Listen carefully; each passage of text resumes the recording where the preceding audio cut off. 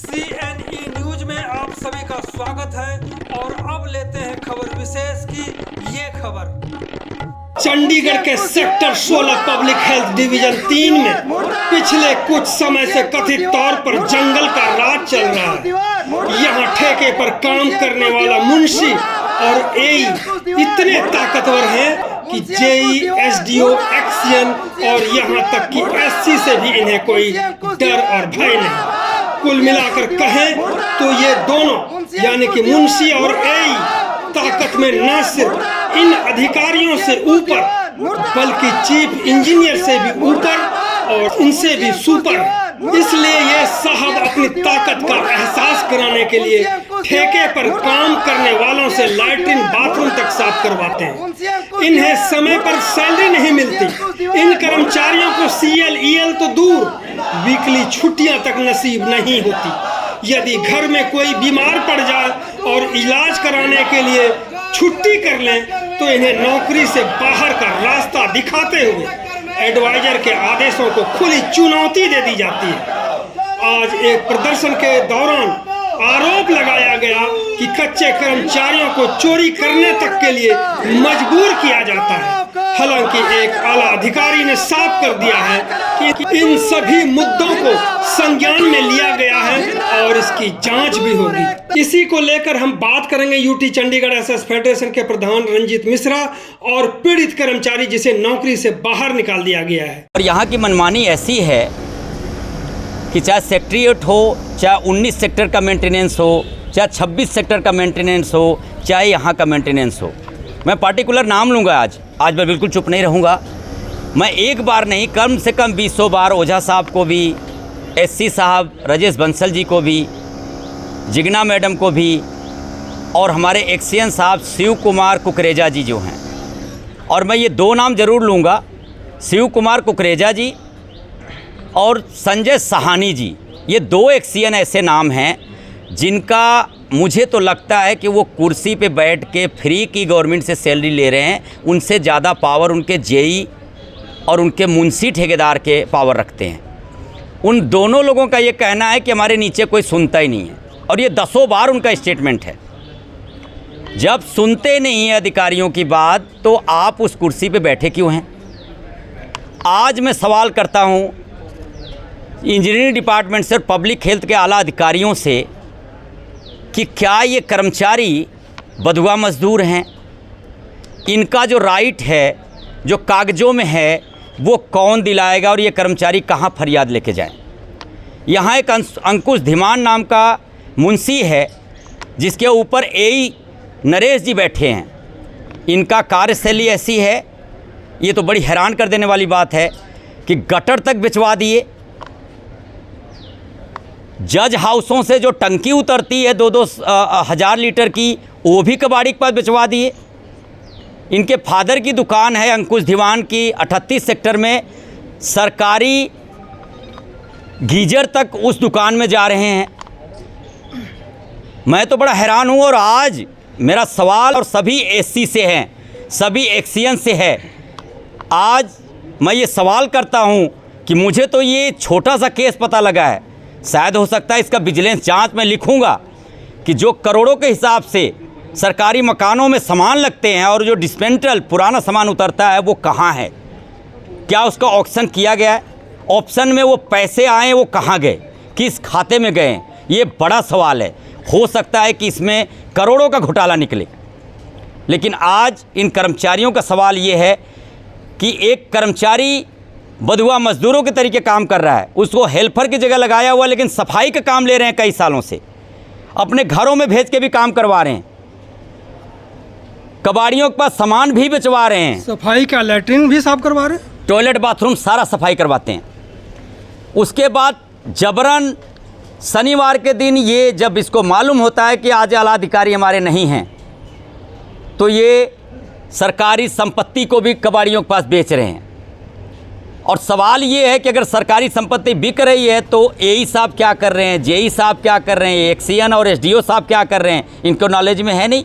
इसका मतलब कि यहाँ सारा गोरख धंधा चल रहा है, या तो इनके मिली भगत से हो रहा है। ये बहुत बड़ा सवालिया निशान है। मुझे आशंका है कि इसमें और भी लोग लिप्त हो सकते हैं। कर्मचारियों ने चीफ विजिलेंस ऑफिसर को भी दे दिया और ओझा साहब को भी दे दिया, एससी साहब को भी लेटर दे दिया, एक्सीएन साहब को दिया और एसडीओ साहब को दिया। अब सभी इंक्वायरी को लेकर बिल्कुल इंक्वायरी को लेके, और अंकुश दीवान को, इन कर्मचारियों का कहना है कि कई कर्मचारियों के साथ हर रोज़ वो लड़ाई झगड़ा मार पिटाई पे उतर आता है, माँ बहन तक की गालियाँ देता है और इतनी बदतमीजी करता है कि आप इससे समझ सकते हैं कि अगर होली दिवाली को छुट्टी मांगते हैं तो कहता है छुट्टी तब लेना जब अगर छुट्टी लोगे तो संडे को आके आपको काम करना पड़ेगा उसके एवज में। जबकि जैम पोर्टल पे ये एडवाइज़र साहब और हमारे पर्सोनल सेक्रेटरी और फाइनेंस सेक्रेटरी साहब के ऑर्डर हैं, ये अपने अफसरों के ऑर्डर के भी अवहेलना कर रहे हैं। जैम पोर्टल पे लिखा हुआ है साफ शब्दों में कि कोई पुराना कर्मचारी नहीं चेंज किया जा सकता। उनकी राइट जो है वो पूरे मिले, 7 तारीख को सैलरी मिले। अगर 7 तारीख को सैलरी नहीं मिलती तो पर डे ठेकेदार को पेनल्टी 8वें तारीख से शुरू हो जाता है। आज तक इस डिपार्टमेंट में एक भी ठेकेदार के ऊपर कार्रवाई नहीं की गई। इनको 15 CL है जो आज तक नहीं दी गई। ऐसे ही काम सेक्रेटेरिएट वाली बिल्डिंग जहां सारे आला अधिकारी बैठे हैं वहां भी गरीबों के साथ शोषण हो रहा है, उसका भी हमने ऊपर अवगत कराया अपने आला अधिकारियों को, उस पर भी कोई संज्ञान नहीं लिया गया। ऐसे ही सेम केस है 19 सेक्टर में एक गौरव नाम का जेई है, उसका भी कई कंप्लेंट चला गया, आज तक कोई एक्शन नहीं। सेम यही कंडीशन 19 सेक्टर 26 सेक्टर मेंटेनेंस में है, वहाँ पे भी कर्मचारियों को छुट्टी नहीं मिल रही है। और सेम शिव कुमार कुकरेजा जी वहाँ के भी एक्सीएन हैं और संजय साहनी जी यहाँ के भी एक्सीएन है। ये 2 एक्सीएन ऐसे हैं जो कहते हैं कि हमारी बात तो सुनते नहीं। और आप हैरान कर देने के बाद जब सेक्रेटेरिएट वाले केस में अभी हम 20 दिन पहले वहाँ मिलने गए तो कुकरेजा साहब जो हमारे एक्सीएन साहब हैं उनका ये कहना था कि मिश्रा जी एक आध कर्मचारियों को तो निकाल देने दो, आप सबके लिए आ जाते हो। बहुत हैरान कर देने वाली बात है, ये बड़ी निंदनीय है कि एक आला अधिकारी हमारा जो लाखों रुपए सैलरी ले रहा है और ऊंचे ओहदे पे बैठा हुआ है, एक छोटे से कर्मचारी हेल्पर को ये कह रहा है, सफाई कर्मचारी को ये कह रहे हैं कि एक कर्मचारी तो निकाल देने दो।